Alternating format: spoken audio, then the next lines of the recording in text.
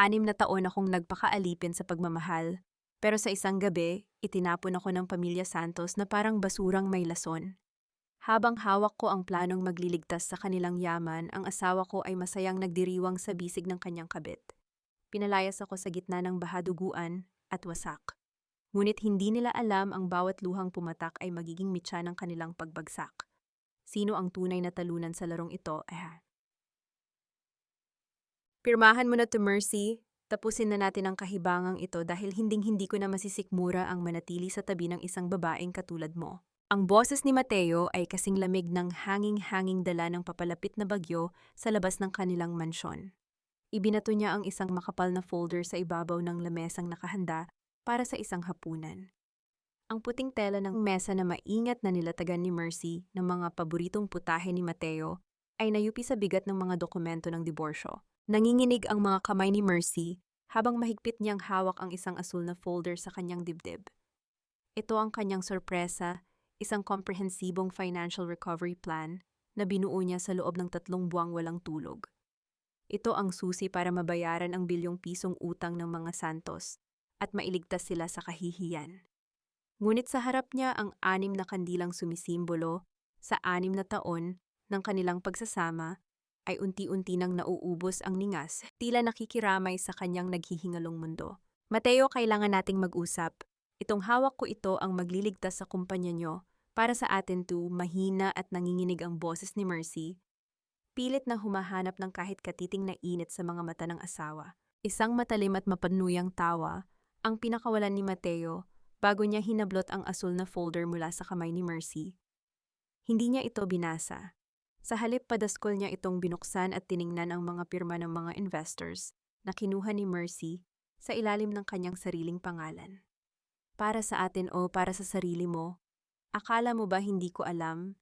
Gagamitin mo ang planong ito para kontrolin ako, para magmukha akong inutil sa harap ng board, at huwag mo akong ma-anniversary Mercy. Sawa na ako sa pagpapanggap mo bilang tapat na asawa habang nakikipagtalik ka sa kung sino-sinong negosyante sa likod ko. Kasabay ng mga salitang iyon ay ang pagpasok ni Doña Consuela sa silid kainan. Hawak ng matanda ang kanyang gintong rosaryo, ang mukha ay puno ng pagkamuhi na tila nakakita ng isang maruming hayop. Huwag mo nang itanggi, Mercedes. May mga litrato kami. Ang kapal din naman ng mukha mong pumasok pa sa pamamahay na ito matapos mong dungisan ang dangal ng mga Santos. You are a disgrace, isang manggagamit na pumasok sa pamilyang ito para lang magnakaw. Ang mga salita ni Doña Consuela ay parang mga karayom na pilit itinusok sa puso ni Mercy. Pakiramdam niya ay biglang nawalan ng hangin sa paligid. Ang kanyang lalamunan ay nanunuyo at ang kanyang paningin ay nagsisimulang lumabo dahil sa nagbabadyang mga luha. Ang bawat sakripisyo niya sa loob ng 6 na taon, ang pagtalikod sa sariling karera, ang pagiging sunod-sunuran sa bawat kapritsyo ng biyanan, at ang lihim na pagtatrabaho para ayusin ang mga sablay na desisyon ni Mateo ay biglang nabura ng isang kasinungalingang napakahusay na hinabi. Lumapit si Mateo kay Mercy, ang kanyang mukha ay ilang pulgada na lamang ang layo. Amoy alak ito at galit. Ibinigay ko ang lahat sa iyo, Mercy, pero traitor ka pala. Mula ngayon wala ka ng kinalaman sa pamilyang ito. Ang planong ito, itinaas niya ang asul na folder. Akin na to, kabayaran ito sa paninira mo sa pangalan ko. Now get out. Bago ko patawagin ang mga security para kaladkarin ka palabas. Bago pa makasagot si Mercy, isang malakas na tulak ang naramdaman niya sa kanyang balikat. Nawalan siya ng balanse at bumagsak sa sahig. Ang kanyang kanang kamay ay tumama sa mga nagkapira-pirasong kristal ng basong nahulog kanina. Ang matalas na sakit ay agad gumapang sa kanyang buong katawan habang ang mainit na dugo ay nagsimulang dumaloy mula sa kanyang palad na humahalo sa natapong alak sa sahig. Ngunit mas masakit ang makitang walang kaba sa mga mata ni Mateo habang pinapanood siyang nasasaktan. Sa halip, tumalikod ang asawa at inakbayan si Soraya, nakakapasok lang sa silid na may suot na mapanuyang ngiti. Doon lamang na-realize ni Mercy ang lahat ay isang bitag. Ang anniversary na ito ay hindi pagdiriwang, kundi isang bitay para sa kanyang dangal. Walang salitang lumabas sa bibig ni Mercy. Ang tanging maririnig lamang ay ang malakas na buhos ng ulan sa labas na humahampas sa mga bintana. Ang kanyang dibdib ay tila sasabog sa sobrang bigat, isang uri ng panunuyo at paninikip na tila ang bawat pintig ng kanyang puso ay sumisigaw ng bakit. Unti-unti siyang tumayo, hindi pinapansin ang dugong tumutulo mula sa kanyang kamay na nag-iiwan ng pulang marka sa mamahaling carpet ng mga santos. Habang kinakaladkad niya ang kanyang sarili, palabas ng mansyon sa ilalim ng nagngangalit na langit, isang huling sulyap ang ibinigay niya sa saradong pinto. Sa bawat patak ng ulan na humahalo sa kanyang luha, isang malamig at matalim na katanungan ang pilit na umaalingaw-ngaw sa kanyang isipan. Hanggang kailan nga ba ang kayang itagal ng isang pusong winasak ng mga taong pinag-alayan niya ng kanyang buong buhay? At sa oras na matapos ang unos, sino ang matitirang nakatayo sa gitna ng mga guho? Dahil ang bawat hakbang ni Mercy sa madilim na kalsada ay tila paglalakad sa ibabaw ng matatalas na pako. Ang tubig ulan na humahampas sa kanyang mukha ay kasing lamig ng bangkay, ngunit mas nananaig ang hapdi ng sugat sa kanyang palad na patuloy na hinuhugasan ng ulan. Wala siyang dalang kahit anong gamit maliban sa isang maliit na bag na naglalaman ng kanyang lumang laptop at ang asul na USB na nakatago sa lihim na bulsa ng kanyang suot na blazer. Hindi siya tumuloy sa kahit anong hotel o sa bahay ng mga kaibigan. Alam niyang sa mga sandaling ito ang makapangyarihang makinarya ng pamilya Santos ay nagsisimula na sa pagpapakalat ng balita tungkol sa kanyang di umano'y pagtataksil. Sa mundong kanyang ginagalawan ng katotohanan ay madaling malunod ng pera at impluensya. Dinala siya ng kanyang mga paa sa sementeryo kung saan nakahimlay ang kanyang ina. Sa gitna ng dilim at hagupit ng bagyo, lumuhod si Mercy sa harap ng puntod. Ang bawat hikbi niya ay nilalamon ng kulog, isang tahimik na paghingi ng paumanhin sa isang pangakong hindi niya natupad. Nay, patawad po. Sabi ko sa inyo, aayusin ko ang lahat. Sabi ko magiging masaya ako sa kanila. Bulong niya habang ang kanyang noo ay nakasandal sa malamig na marmol. Naalala niya ang huling habilin ng kanyang ina, ang maging matatag at huwag hayaang mawala ang kanyang sariling ningning para lang sa ibang tao. Sa loob ng 6 na taon, ginawa niyang mundo si Mateo, binaliwala ang sariling talino at pangarap para lang maging perpektong asawa. Ngunit ang mundong iyon ay isa lamang palang magandang bilangguan. Inangat ni Mercy ang kanyang kamay. Sa gitna ng kadiliman, kumikislap ang kanyang singsing sa kasal, isang mamahaling brilyante na dati ay simbolo ng kanyang katapatan. Ngunit ngayon nakikita niya ito bilang isang kadena na sumasakal sa kanyang pagkatao. Dahan-dahan sa kabila ng hapdi ng kanyang sugat, hinugot niya ang singsing mula sa kanyang daliri. Hindi ito naging madali. Tila ba ayaw nitong humiwalay, katulad ng hirap ng pagpunit sa 6 na taon ng kanyang buhay. Nang tuluyan itong mahubad, inilapag niya ang singsing sa ibabaw ng puntod. Dito na lang ito, Nay, kasama ng lahat ng sakit at pagtitiis ko. Mula ngayon, hindi na ako si Mrs. Santos. Ako na uli si Mercedes del Rosario. Tumayo siya ng may bagong lakas. Ang kanyang mga mata na kanina ay puno ng luha ay napalitan ng isang malamig at matalim na determinasyon. Hindi siya papayag na matapos ang kanyang kwento sa putikan. Naglakbay siya patungo sa isang malayong barangay, isang lugar kung saan hindi siya kilala ng sinuman. Doon ay nagrenta siya ng isang maliit at lumang silid sa itaas ng isang tindahan. Amoy luma ang kahoy at dinig ang bawat patak ng ulan sa bubong na yero, ngunit para kay Mercy ito ang pinakaligtas na lugar sa mundo. Ito ang kanyang kuta. Inilabas niya ang kanyang laptop at isinaksak ang asul na USB. Sa liwanag ng screen, ang kanyang mukha ay nagmukhang seryoso at mapanganib. Hindi alam ni Mateo na noong 3 taon pa lamang ng kanilang kasal, nang una niyang matuklasan ang lihim na pakikipag-ugnayan nito sa ibang babae, ay nagsimula na siyang maghanda. Ang bawat sentimo na kinuha ni Mateo sa kumpanya, ang bawat illegal na transaction na nilagdaan nito, at ang lahat ng mga tagong bank account ng pamilya Santos ay nakatala sa loob ng USB na ito. Hindi siya naging tanga. Nagbulag-bulagan lang siya dahil umasa siyang magbabago pa ang asawa. Ngunit ngayon ang pag-asang iyon ay patay na. Akala niyo ba ay nakuha niyo na ang lahat sa akin? Bulong ni Mercy habang pinagmamasdan ang mga numero sa screen na umaabot sa milyon-milyong piso. Ibinigay ko sa inyo ang plano para iligtas ang kumpanya, pero hindi niyo alam na ang planong iyon ay may nakabaong lason na ako lang ang may hawak ng lunas. Isang mapait na ngiti ang sumilay sa kanyang mga labi. Habang ang buong pamilya Santos ay nagdiriwang sa kanilang mansyon, Hindi nila alam na ang babaeng itinapon nila sa ulan ay ang siya palang may hawak ng kanilang kapalaran. Tila tumigil ang pag-ikot ng mundo ni Mercy nang biglang may marinig siyang tatlong sunod-sunod na katok sa kanyang pintuan. Ang tunog ay marahan, ngunit tila may awtoridad na nagpatindig sa balahibo ng kanyang batok sa gitna ng katahimikan ng gabi. Sino ang makakaalam na narito siya, sa gitna ng dilim dahan-dahan niyang isinara ang kanyang laptop at kinuha ang isang gunting sa ibabaw ng lamesa bilang proteksyon. Ang bawat tibok ng kanyang puso ay tila isang tambol na nagbababala ng panganib. Hindi siya gumalaw hanggang sa marinig niya ang isang pamilyar na boses mula sa labas, isang boses na huling narinig niya maraming taon na ang nakalilipas. Mercy, alam kong nandyan ka. Buksan mo ang pinto bago ka pa nila matunton.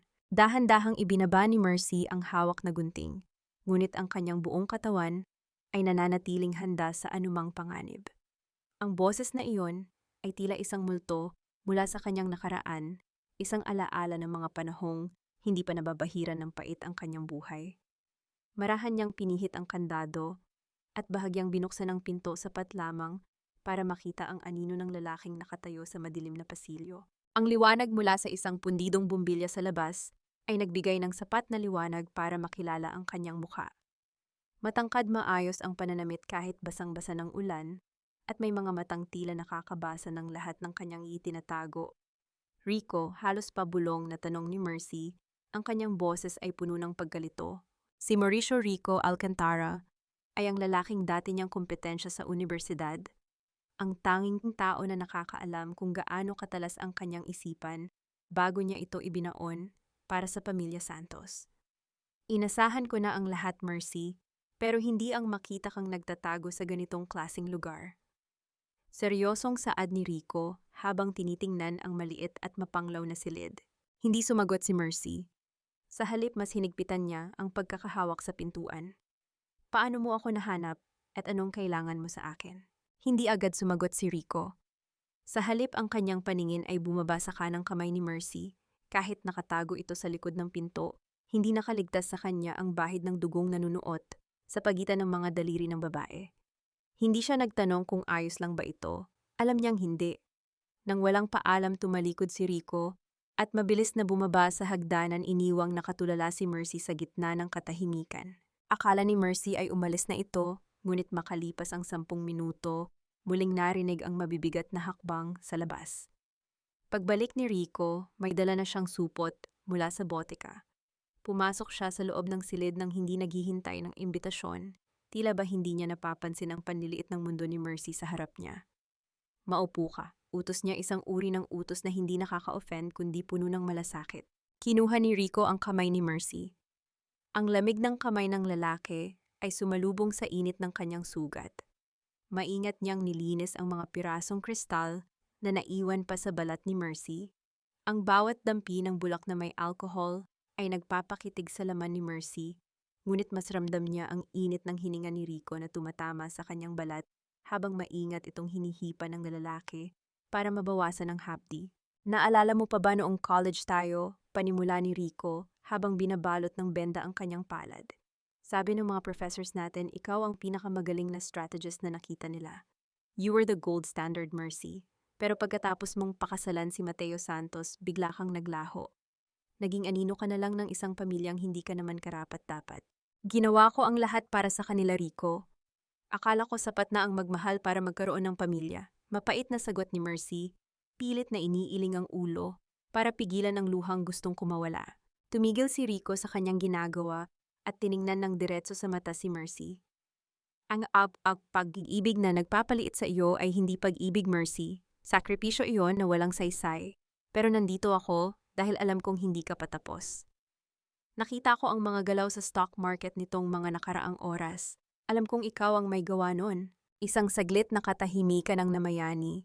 Ang tanging tunog ay ang tulo ng tubig mula sa tumatagas na bubong patungo sa isang balde sa sulok na lumilikha ng isang mabagal at malungkot na ritmo sa katahimikan. Bakit mo ito ginagawa? Tanong ni Mercy, ang kanyang hinala ay muling bumabangon. Anong makukuha mo sa pagtulong sa isang babaeng wala ng pangalan at dangal? Tumayo si Rico at inayos ang kanyang suot na coat.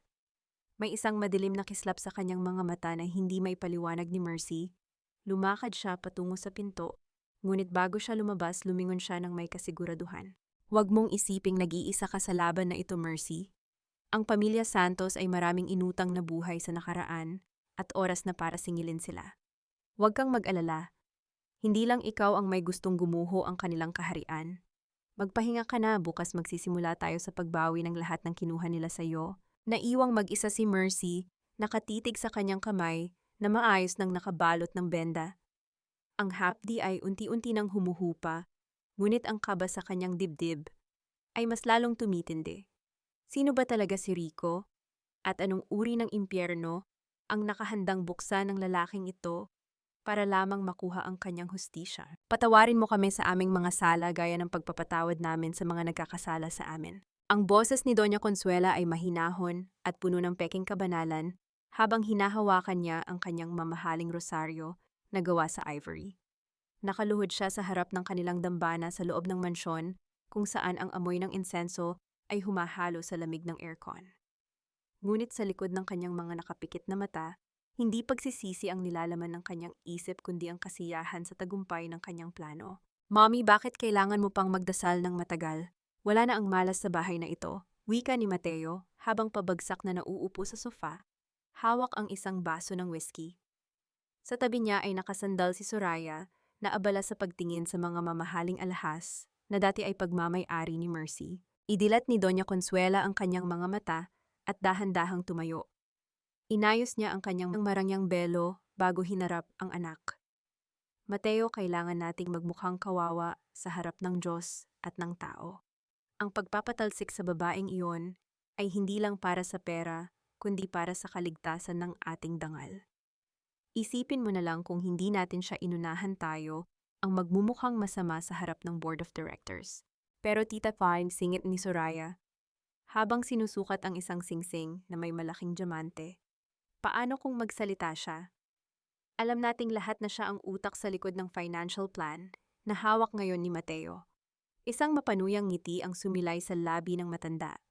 Lumapit siya sa isang lamesa at kinuha ang isang telang may disenyo ng kamay, isang regalo ni Mercy noong nakaraang kaarawan niya. Ginamit niya itong pamunas sa natapong alak sa lamesa bago ito itinapon sa basurahan sa gilid. Walang maniniwala sa isang babaeng napatunayang nagnakaw at nangaliwa, Soraya. Sa mata ng mundo, si Mercy ay isang maruming basahan na itinapon natin para hindi tayo mahawa sa kanyang baho. At huwag kang mag-alala, gagawin kong impyerno ang buhay niya kahit nasa labas na siya ng bakod na ito. Kinuha ni Doña Consuela ang kanyang telepono at tinawagan si Doña Lourdes, ang pinakatsismosa at maimpluwensyang marites sa kanilang komunidad. Ang tunog ng bawat dial ay tila isang babala ng paparating na bagyo para sa reputation ni Mercy. Hello Lourdes, ay salamat at sumagot ka. Naku, kumusta na, may hihingin sana akong pabor. Alam mo naman ang nangyari sa kawawa kong anak na si Mateo. Di ba napakasakit, Lourdes? Ang turing namin kay Mercedes ay tunay na anak, pero tinraidor niya kami. Ninakawan niya ang kumpanya para ibigay sa kalaguyo niya. Opo, nakita namin mismo. Napakasakit para sa isang ina na makitang dinudurog ang puso ng kanyang anak. Habang nagsasalita si Doña Consuela, ang bawat salita niya ay tila may lason na dahan-dahang kumakalat. Alam niyang bukas ang buong barangay at ang mga social media groups ay mapupuno ng puot laban kay Mercy. Ito ang kapangyarihan ng gaslighting, ang gawing biktima ang tunay na may sala at gawing kriminal ang tunay na biktima. Huwag kang mag-alala, Mateo, sabi ng matanda matapos ibaba ang telepono. Sa loob ng isang linggo, wala nang tatanggap na kumpanya sa babaeng iyon. Magmamakaawa siyang bumalik dito, at kapag nangyari iyon, tayo ang magpapasya kung anong tira-tirang pagkain ang itatapon natin sa kanya. Tumingin si Doña Consuela sa bintana kung saan ang sikat ng araw ay nagsisimulang sumilip pagkatapos ng bagyo. Para sa kanya, ang liwanag na ito ay para sa kanila lamang. Hindi niya alam na sa isang maliit na silid sa kabilang panig ng lungsod, ang babaeng itinuring niyang basahan ay nagsisimula ng humabi ng isang lambat na hihila sa kanilang lahat pababa sa putikan. Ang bawat butil ng rosaryo na hinahawakan ni Doña Consuela ay tila naging mabigat na kadena. Ang kanyang kabanalan ay isang maskara lamang, ngunit sa ilalim nito ay isang pusong bulok na sa kasakiman. Sa bawat amen na binibitawan niya, lalong lumalalim ang hukay na siya rin ang unang mahuhulog sa takdang panahon. Ang matalas na gunting na hawak ni Mercy ay dahan-dahang gumapang sa makapal at mahabang buhok na naging saksi sa 6 na taon ng kanyang pagtitiis. Sa bawat pagbaon ng talim ang mga hibla ng buhok na dahan-dahang nalalaglag sa malamig na sahig ng banyo ay tila mga piraso ng kanyang lumang pagkatao, ang Mercy, na sunod-sunuran ng Mercy na laging nakayuko at ang Mercy na umasa sa pag-ibig ng mga taong walang puso. Nang matapos siya, tiningnan ni Mercy ang kanyang sarili sa basag na salamin. Ang kanyang buhok ay hanggang balikat na lamang ngayon matalas ang tabas at mas nagpalitaw sa kanyang mga matang puno ng determinasyon. Hindi na siya ang babaeng kinaladkad palabas ng mansyon. Siya na ang bagyo na handang bumalik para bawiin ang lahat. Pagkalipas ng ilang araw, isang mamahaling itim na sasakyan ang huminto sa tapat ng naglalakihang gusali ng Aegis Capital sa gitna ng Makati. Bumukas ang pinto at lumabas si Mercy, suot ang isang formal na puting suit na tila nagsisilbing baluti sa kanyang bagong pagkatao. Ang tunog ng kanyang sapatos sa makintab na sahig ng lobby ay tila isang babala matatag, may awtoridad at walang pag-aalinlangan. Sinalubong siya ni Rico sa entrada, suot ang isang tipid na ngiti na tila nagsasabing handa na ang lahat. "You look different, Mercy. Mas bagay sa iyo ang ganyang aura. Handa ka na bang harapin sila?" Tumingin si Mercy sa malawak na paligid ng opisina bago sumagot. "Hindi lang ako handa, Rico. Excited na akong makita ang mga mukha nila kapag nalaman nilang ang babaeng itinuring nilang basura ang siya palang hahawak sa hininga ng kanilang kumpanya." Naglakad sila patungo sa boardroom kung saan naghihintay ang mga pinakamalaking investors ng Aegis Capital. Pagpasok ni Mercy, ang lahat ng mata ay natuon sa kanya. May mga bulong-bulungan, may mga nagtatakang tingin, ngunit nanatiling tuwid ang likod ni Mercy habang naglalakad patungo sa sentro ng lamesa. "Good morning, everyone!" Simula ni Mercy, ang kanyang boses ay malinaw at buo, walang bakas ng kaba. "I am Mercedes Del Rosario, your new Chief Executive Officer. Alam kong marami kayong naririnig na balita sa social media, pero nandito ako para sa isang bagay lang, resulta. At ang unang resulta na ibibigay ko sa inyo ay ang paniningil sa mga kumpanyang matagal nang nagpapanggap na matatag, pero baon na pala sa utang." Binuksan ni Mercy ang isang folder at inilapag ang mga dokumento sa harap ng mga investors. Ang Santos Group of Companies, meron silang outstanding debt na aabot sa 500 milyong piso sa Aegis Capital. At ayon sa kontrata, kapag hindi sila nakabayad sa loob ng 3 araw, ang lahat ng kanilang assets kabilang ang kanilang mansyon at ang pangunahing gusali ay mapupunta sa atin. Isang matandang investor ang nagtaas ng kilay. "Pero Miss Del Rosario, kilala ang mga Santos. Hindi ba't masyadong agresibo ang hakbang na ito? Baka makaapekto ito sa ating reputasyon." Tumingin si Mercy sa matanda nang may malamig na ngiti. "Sa negosyo wala tayong kaibigan. Ang reputasyon natin ay nakabase sa ating kakayahang bawiin, ang dapat ay sa atin." "Rico, ipadala mo ang formal na notice sa pamilya Santos ngayon din. Walang extension, walang areglo." Pagkatapos ng meeting, lumapit si Rico kay Mercy habang sila ay nasa loob ng kanyang bagong opisina. "You handled that perfectly, Mercy. Pero alam mo namang susugod dito si Mateo kapag natanggap niya ang sulat. Di ba siguradong gagamitin niya ang lahat ng panunumbat na alam niya?" Lumakad si Mercy patungo sa malaking bintana na nakaharap sa mga naglalakihang gusali. "Hayaan mo siyang sumugod. Gusto kong makita kung gaano siya kabilis lumuhod kapag nalaman niyang ang asawang tinawag niyang inutil ang siyang may hawak ng kadena sa kanyang leeg. Rico, siguruhin mong walang makakalusot na kahit anong tulong sa kanila. I want them to feel how cold it is to be alone in the dark." Huminga ng malalim si Mercy habang pinagmamasdan ang kanyang reflection sa bintana. Ang kanyang palad na may benda pa ay tila kumirot, isang paalala ng hapdi ng nakaraan. Ngunit sa pagkakataong ito, hindi na luha ang lumabas sa kanyang mga mata, kundi ang apoy ng isang babaeng tapos na sa pagiging biktima. Napatigil ang lahat nang biglang mag-ring ang telepono sa kanyang lamesa. Ang kanyang secretary ay may mahalagang balita. "Ma'am, nasa lobby po si Mr. Mateo Santos. Nagwawala po siya at pinipilit kayong makita. Sinasabi niya pong ninakaw niyo ang kumpanya niya."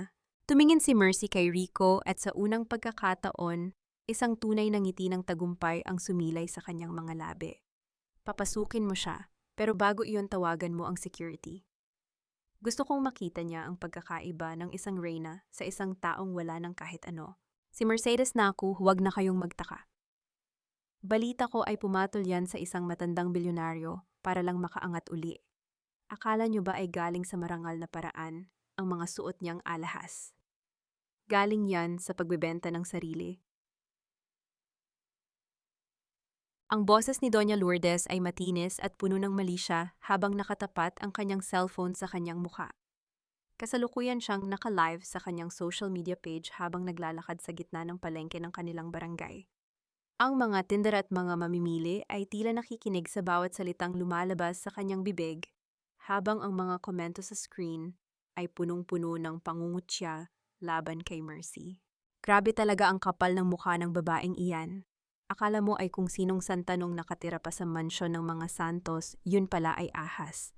Dagdag pa ni Lourdes habang tumatawa ng mapanira. Ngunit ang tawanan ay biglang naputol ng isang makintab at marangyang itim na sasakyan ang dahan-dahang huminto sa tapat ng bukana ng palengke. Ang malakas na tunog ng busina ay pumunit sa ingay ng mga marites na nagpalingon sa lahat.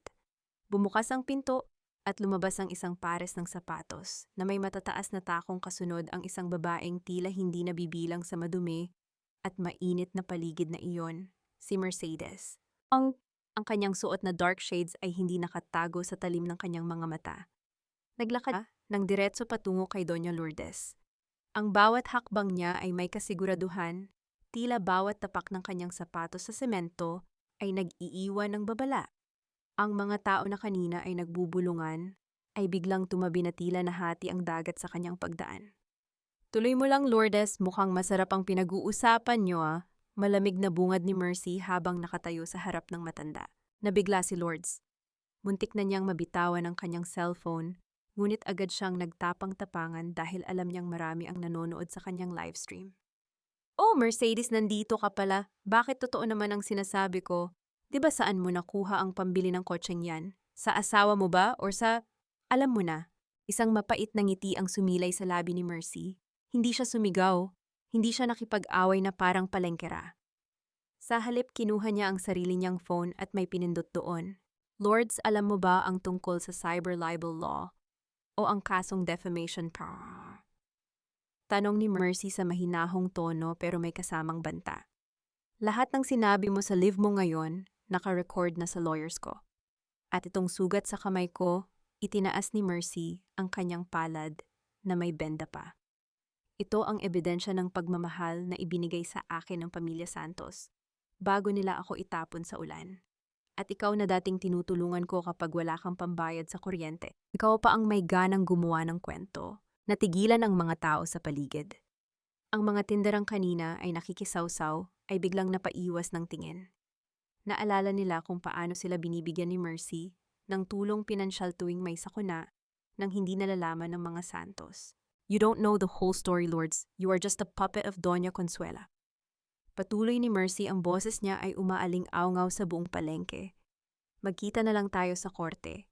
At siguruhin mong may sapat kang pera sa bangko dahil kukunin ko pati ang huling sentimong natitira sa iyo bilang danyos. Teka, Mercedes, nagbibiro lang naman ako. Nauutal na sabi ni Lourdes pilit na pinapatay ang kanyang livestream dahil sa takot. Masyado nang huli para sa biro, sagot ni Mercy.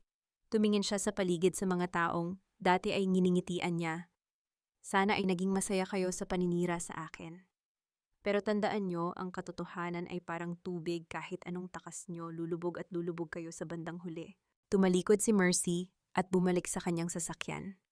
Ramdam niya ang panginginig ng kanyang mga kamay sa ilalim ng kanyang bulsa, hindi dahil sa takot, kundi dahil sa sakit ng pagtatraidor ng mga taong akala niya ay kilala siya.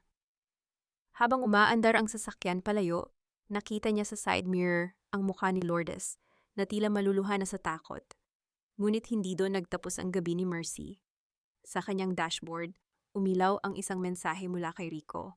Mercy, may hindi inaasahang bisita sa tapat ng apartment mo. Mag-ingat ka. Napahigpit ang hawak ni Mercy sa manibela. Ang bawat hakbang ng kanyang pagbangon ay tila may katumbas na bagong banta. Sino ang naghihintay sa kanya sa dilim? At handa ba siyang harapin ang multo ng kanyang nakaraan sa mismong tapat ng kanyang bagong kuta. Ma-5. Akala mo ba ay matatakasan mo ang pamilya ko, Mercedes? Ibalik mo sa amin ang lahat ng ninakaw mo bago ko pasunugin ang maliit mong mundo. Ang boses ni Mateo ay dumagundong sa madilim na pasilyo ng apartment, bumasag sa katahimikan ng gabi. Nakatayo siya sa tapat ng pinto ni Mercy. Ang kanyang mukha ay pulang-pula sa galit at ang kanyang mga mata ay nanlilisik habang nakatingin sa babaeng dati niyang tinatawag na asawa. Napatigil si Mercy sa dulo ng hagdanan. Ang lamig ng gabi ay tila mas lalong tumindi nang makita niya ang anino ni Mateo na nakaharang sa kanyang tanging kuta. Ang kanyang puso ay nagsimulang tumibok ng mabilis, hindi dahil sa takot, kundi dahil sa pagod. Pagod na siyang makita ang pagmumukha ng lalaking sumira sa kanyang tiwala. Wala akong ninakaw sa inyo, Mateo. Ang bawat sentimong hawak ko ngayon ay kabayaran sa 6 na taon ng pagiging alipin ko sa inyo. Malamig na sagot ni Mercy habang dahan-dahang lumalapit. Ang bawat hakbang ng kanyang takong sa sahig na kahoy ay lumilikha ng matitigas na tunog na tila nagbibigay ng babala sa lalaki. Susugod sana si Mateo at hahablutin ang braso ni Mercy nang biglang may isang kamay na humarang sa kanya. Mula sa dilim lumitaw si Rico. Ang kanyang tindig ay matatag at ang kanyang mga mata ay tila nagbabanta ng panganib. Subukan mong hawakan siya, Mateo, at sisiguraduhin kong hindi ka na makakalakad palabas ng gusaling ito. Mahinahon ngunit mapanganib na sabi ni Rico. Napaurong si Mateo. Kilala niya si Rico sa mundo ng negosyo bilang isang shark, isang taong hindi tumitigil hanggat hindi nakukuha ang gusto. Magbabayad kayo. Hindi pa tayo tapos, Mercy. Doña Consuela will make sure you rot in jail. Sigaw ni Mateo bago mabilis na tumakbo pababa ng hagdan, tila isang asong bahag ang buntot. Naiwang hinihingal si Mercy. Ramdam niya ang panginginig ng kanyang mga tuhod. Sa gitna ng dilim naramdaman niya ang isang mainit na haplos sa kanyang balikat. Ayos ka lang ba? Pumasok na tayo sa loob, bulong ni Rico. Sa loob ng maliit na silid, tanging ang dilaw na liwanag mula sa isang maliit na lampara ang nagbibigay ng init. Walang nagsasalita. Nagsimulang magpakulo ng tubig si Rico para sa tsaa. Ang tunog ng kumukulong tubig ay ang tanging ingay na bumabasag sa katahimikan, tila isang ritual ng pagpapakalma. Naupo si Rico sa tapat ni Mercy at inilapag ang isang tas ng tsaa. Sa unang pagkakataon nakita ni Mercy ang bahid ng lungkot sa mga mata ng lalaki. Bakit mo ito ginagawa, Rico? Tanong ni Mercy, ang kanyang boses ay halos pabulong. Bakit ka nakikialam sa gulo ko? Tumingin si Rico sa malayo, tila may hinahanap sa mga anino ng nakaraan. Dahil ang pamilya Santos ang pumatay sa pangarap ng tatay ko, Mercy. 20 taon na ang nakalilipas ang tatay ko ang head accountant ng kumpanya nyo. Nang matuklasan niya ang mga anomalya ni Doña Consuela at ng asawa nito, binaliktad nila siya. Kinulong nila siya sa salang hindi niya ginawa hanggang sa mamatay siya sa loob ng selda dahil sa sama ng loob. Nagulat si Mercy, hindi niya alam ang madilim na sikretong ito. Ang bawat salita ni Rico ay tila isang mabigat na bato na nahuhulog sa kanyang puso. Ikaw, Mercy, noong universidad pa lang tayo nakita ko na ang talino mo, pero nakita ko ring unti-unti kang kinakain ng pamilya Santos. Ayokong matapos kagaya ng tatay ko, patuloy ni Rico. Dahan-dahan niyang inabot ang kamay ni Mercy, ang kanyang mga daliri ay marahang dumampi sa benda sa palad ng babae. Hindi lang ito tungkol sa paghihigante. Tungkol din ito sa pagbawi sa mga taong kinuha nila sa atin. Sa sandaling iyon, ang distansya sa pagitan nila ay tila naglaho. Ramdam ni Mercy ang tapat na damdamin ni Rico, isang uri ng proteksyon na kailanman ay hindi niya naramdaman kay Mateo. Ang katahimikan sa paligid ay naging payapa, tila ang bawat patak ng ulan sa bubong na yero ay naging isang oyayi ng pag-asa. Ngunit sa gitna ng kanilang paglalapit na hagip ng mata ni Mercy, ang isang lumang litrato na nahulog mula sa folder ni Rico na naiwan sa lamesa.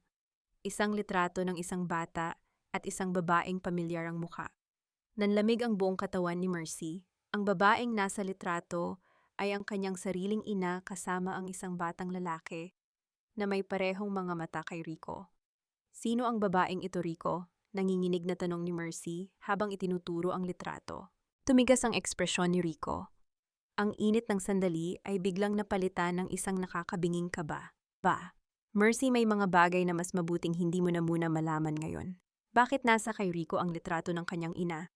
Ano ang ugnayan ng kanilang mga magulang sa nakaraang pilit ibinabaon sa limot? Ang bawat lihim na nabubunyag ay tila isang bagong sugat na nagbabantang bumukas. Ate Mercy, ang hirap-hirap makita kang ganito. Bakit ba kasi napakasama ni na Tita Consuela sa iyo? Hindi ko na sila kakilala. Ang boses ni Brenda ay puno ng panginginig at ang kanyang mga mata ay tila nangingilid ang luha habang mahigpit niyang niyayakap si Mercy sa loob ng maliit na apartment. Ang amoy ng kanyang mamahaling pabango ay tila sumasakal sa maliit na espasyo, isang amoy na hindi nabibilang sa simpleng buhay na sinisimulan ni Mercy. Si Brenda, ang pinsan ni Mateo, na itinuring ni Mercy na parang sariling kapatid, ay dumating na may dalang mga prutas at tissue, tila isang anghel na bumaba mula sa langit para damayan ang isang sawing palad. Salamat sa pagpunta, Brenda. Akala ko ay tinalikuran na ako ng lahat ng mga santos. Mahinang sagot ni Mercy. Marahan niyang tinapik ang likod ng dalaga, ngunit ang kanyang mga mata ay nananatiling dilat at malamig. Hinding-hindi kita iiwan, ate. Alam ko kung gaano ka kabuti, sabi ni Brenda habang naglalabas ng panyo para punasan ang sariling luha. Gusto ko lang malaman paano ka na, sabi ni Tita Consuela, ay may hawak ka raw ng mga dokumento na baka ikapahamak mo. Nag-aalala lang ako na baka gamitin nila ang pera nila para ipakulong ka. Isang mabilis na kislap ng interes ang dumaan sa mga mata ni Brenda nang sulyapan niya ang itim na folder na nakapatong sa ibabaw ng lamesa. Alam ni Mercy ang tingin na iyon ang tingin ng isang hyena na naghihintay ng tamang pagkakataon para sumunggab. May mga dokumento nga ako, Brenda. Pag-amin ni Mercy na tila nagtitiwala. Ito ang magliligtas sa akin, pero kailangan ko pang ayusin ang huling bahagi. Maiwan muna kita rito, Ipagtitimpla lang kita ng kape sa labas. Nang makalabas si Mercy ng silid, agad na nagbago ang anyo ni Brenda. Ang kanyang mga luha ay tila natuyo sa isang iglap. Mabilis siyang lumapit sa lamesa, ang kanyang mga kamay ay nanginginig sa kaba at pananabik. Maingat niyang binuksan ang itim na folder. Doon ay nakita niya ang mga listahan ng mga secret offshore accounts at ang planong Aegis Capital liquidation na nakapangalan kay Doña Consuela. Hindi na nag-aksaya ng panahon ang dalaga. Inilabas niya ang kanyang cellphone at mabilis na kinuhanan ng larawan ang bawat pahina. Ang bawat mahinang tunog ng pag-swipe sa screen ay tila isang kumpas ng pagtatraidor sa katahimikan ng silid. Sa kabilang panig ng pinto, nakatayo si Mercy sa madilim na sulok ng kusina. Hindi siya nagtitimpla ng kape. Nakatingin lang siya sa dingding, ang kanyang mukha ay walang emotion. Alam niya ang bawat galaw ni Brenda sa loob. Alam niya ang bawat larawang kinukuha nito. Dahil ang lahat ng nasa loob ng folder na iyon ay isang masusing hinabing kasinungalingan. Isang patibong na binuo niya at ni Rico para hilaing lalo ang pamilya Santos sa isang maling desisyon na uubos sa kanilang huling yaman. Pagbalik ni Mercy sa silid, nakaupo na uli si Brenda sa sofa, maayos ang pagkakalagay ng folder sa lamesa at muling suot ang kanyang maskara ng pag-aalala. Heto ang kape mo, Brenda, sabi ni Mercy nang may malungkot na ngiti. Salamat, ate, pero kailangan ko na ring umalis eh. May emergency daw sa opisina, pagdadahilan ni Brenda habang nagmamadaling kunin ang kanyang bag. Mag-iingat ka rito, tatawagan kita uli. Nang makaalis si Brenda, lumabas si Rico mula sa anino ng balkonahe. Nakuha niya ang pain, Mercy. Siguradong nasa kamay na yan ni Doña Consuela bago matapos ang oras na ito. Huminga ng malalim si Mercy. Kinuha niya ang baso ng tubig na hindi man lang ginalaw ni Brenda at dahan-dahang ibinuhos ang laman nito sa lababo. Ang pagtitiwala ay parang tubig na natapon, hindi mo na ito muling maibabalik sa baso ng malinis. Brenda was the one who used to borrow my jewelry and tell me I'm the most beautiful woman she knows, bulong ni Mercy. Ngayon siya na ang humahawak ng kutsilyong itatarak sa likod ko. Handa ka na ba, ganong? Tanong ni Rico. Kapag kumagat si Doña Consuela sa impormasyong iyon, wala nang balikan ito. Mawawalan sila ng lahat. Tumingin si Mercy sa labas ng bintana kung saan ang mga ilaw ng Maynila ay tila mga bituin na malapit ng mamatay. Hindi ako ang nag-umpisa ng gyerang ito, Rico. Sila ang nagtapon sa akin sa ulan. Ngayon hahayaan ko lang silang malunod sa sarili nilang kasakiman. Ngunit sa gitna ng kanilang pag-uusap, isang malakas na tunog ng sirena ng pulis ang bumasag sa katahimikan ng kalsada sa ibaba. Napatingin si Mercy sa bintana At nanlaki ang kanyang mga mata nang makitang huminto ang tatlong sasakyan ng pulis sa tapat mismo ng kanyang apartment. Kasunod nito ang boses mula sa megaphone na nagpayanig sa kanyang buong pagkatao. Mercedes Del Rosario, lumabas ka nang itaas ang mga kamay. May warrant of arrest ka para sa kasong qualified theft at economic sabotage. Pag. Posas para sa isang magnanakaw. Bagay na bagay sa iyo ang kintab nito, Mercedes. Ang boses ni Mateo ay puno ng pangungutya habang nakatayo siya sa likuran ng mga pulis. Pinapanood ang bawat galaw ng mga ito sa loob ng maliit na silid ni Mercy. Hawak niya ang kanyang cellphone, tila balak pang kunan ng video ang kahihiyang nararanasan ng kanyang asawa. Sa labas, ang mga ilaw ng sasakyan ng pulis ay nagbibigay ng pabigla-biglang asul at pulang liwanag sa mukha ni Mercy, tila isang mabilis na pag-ikot ng tadhana na ayaw siyang tantanan. Dahan-dahang itinaas ni Mercy ang kanyang mga kamay. Naramdaman niya ang lamig ng bakal na naglalapat sa kanyang mga pulso, isang tunog na tuyot at malupit na tila tumatapos sa anumang natitirang pag-asa. Ang kanyang puso ay kumikirot, hindi dahil sa takot sa kulungan, kundi sa katotohanang ang lalaking minahal niya ng 6 na taon ay kayang-kayang ipagdiwang ang kanyang pagbagsak. Kakalinis lamang niya ng lamesa.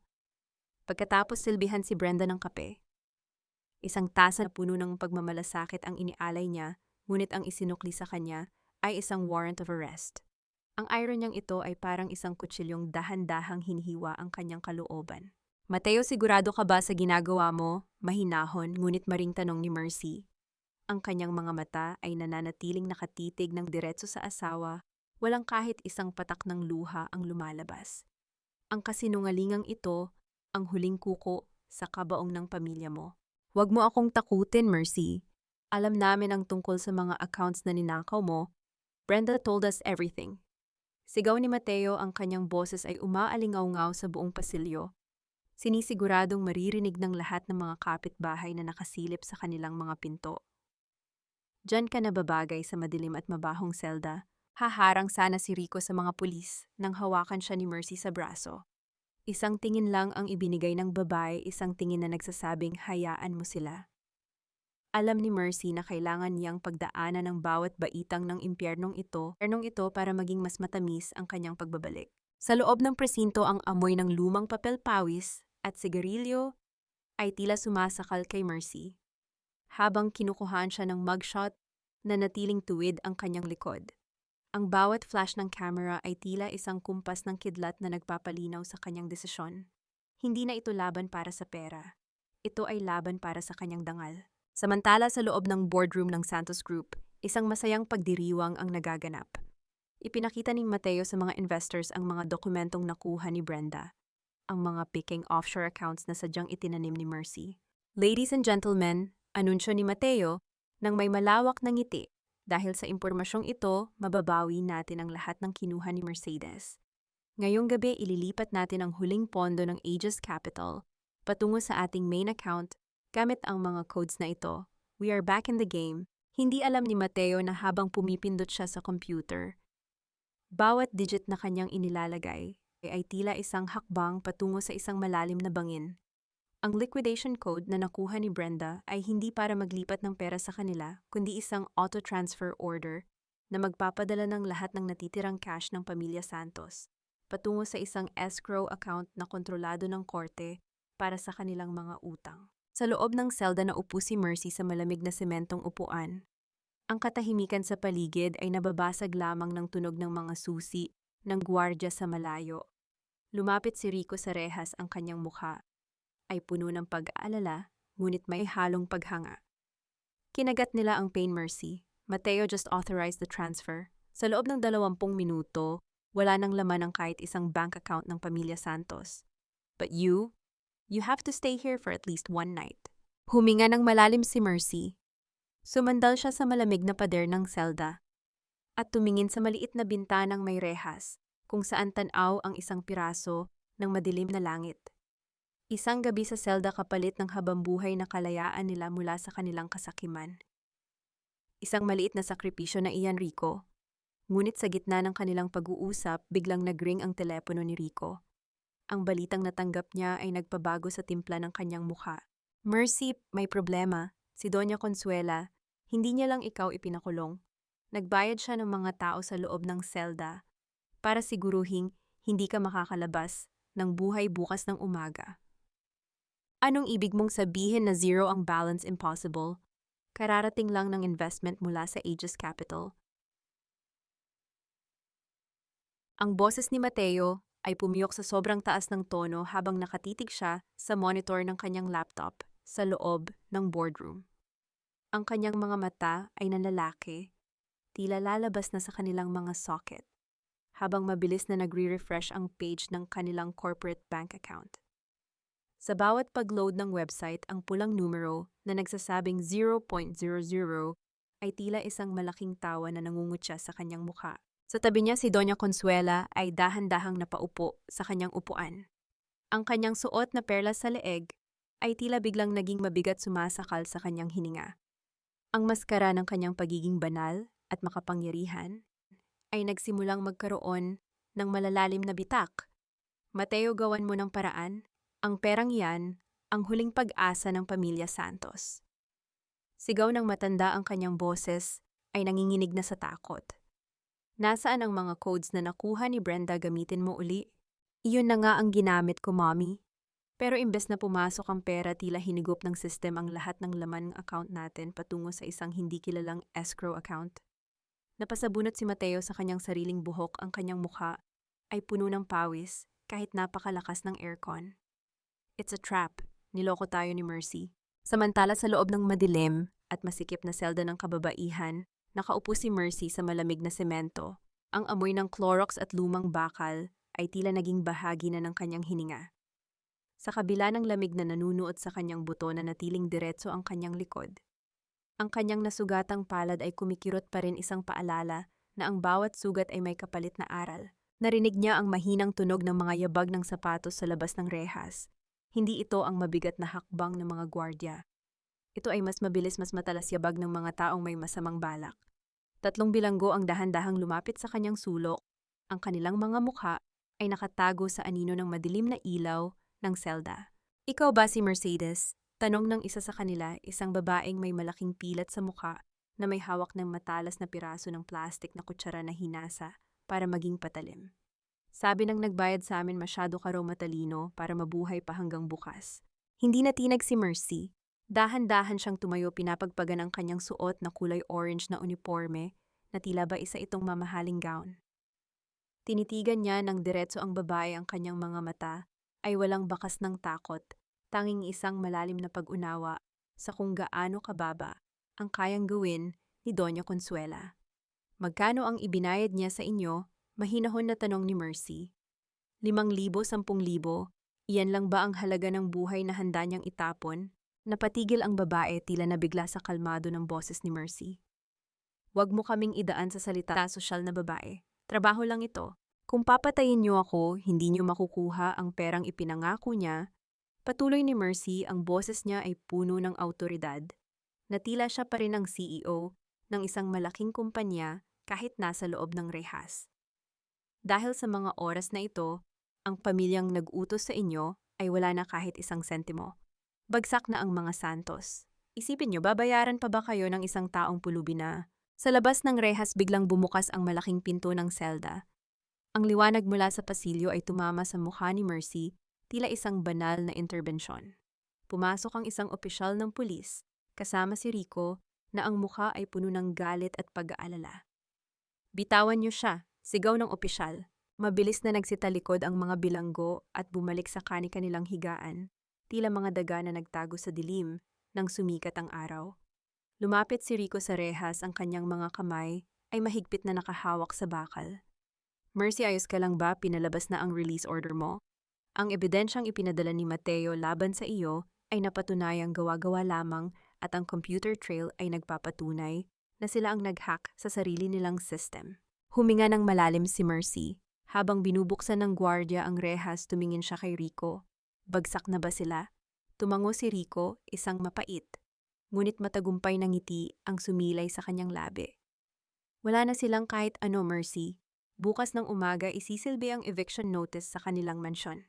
At si Mateo kasalukuyan na siyang kinukwestiyon ng mga awtoridad tungkol sa tangkang paglipat ng pondo. Lumabas si Mercy ng selda, ang bawat hakbang niya ay tila pagbawi sa kanyang kalayaan. Ngunit bago sila tuluyang makaalis ng presinto, nakita niya si Doña Consuela sa lobby nakaupo sa isang bangko, magulo ang buhok at wala na ang kanyang mamahaling alahas. Ang matanda ay tila biglang tumanda ng 10 taon sa loob ng isang gabi. Nang makita ni Consuela si Mercy, tumayo ito at susugod sana, ngunit agad siyang pinigilan ng mga pulis. "Ikaw hayop ka, Mercedes? Ninakawan mo kami, ibalik mo ang pera namin." Huminto si Mercy sa harap ng matanda. Tiningnan niya ito mula ulo hanggang paa, hindi nang may galit kundi nang may matinding awa. "Hindi ko kayo ninakawan, Doña Consuela. Ibinigay ko lang sa inyo ang salamin para makita niyo kung sino talaga kayo kapag wala ang inyong pera at kapangyarihan. Ang lahat ng nawala sa inyo ay kabayaran lamang sa bawat patak ng dugo at luha na kinuha niyo sa akin. Magmamakaawa ka rin sa akin." Sigaw ni Consuela, ang kanyang boses ay tila isang desperadong alulong sa gitna ng malamig na gabi. Hindi na lumingon si Mercy. Lumakad siya palabas ng presinto kasama si Rico. Ang hangin sa labas ay sariwa at ang langit ay nagsisimula ng magkulay asul, isang bagong umaga para sa kanya. Ngunit sa gitna ng kanilang paglalakad, naramdaman ni Mercy ang biglang panghihina ng kanyang katawan.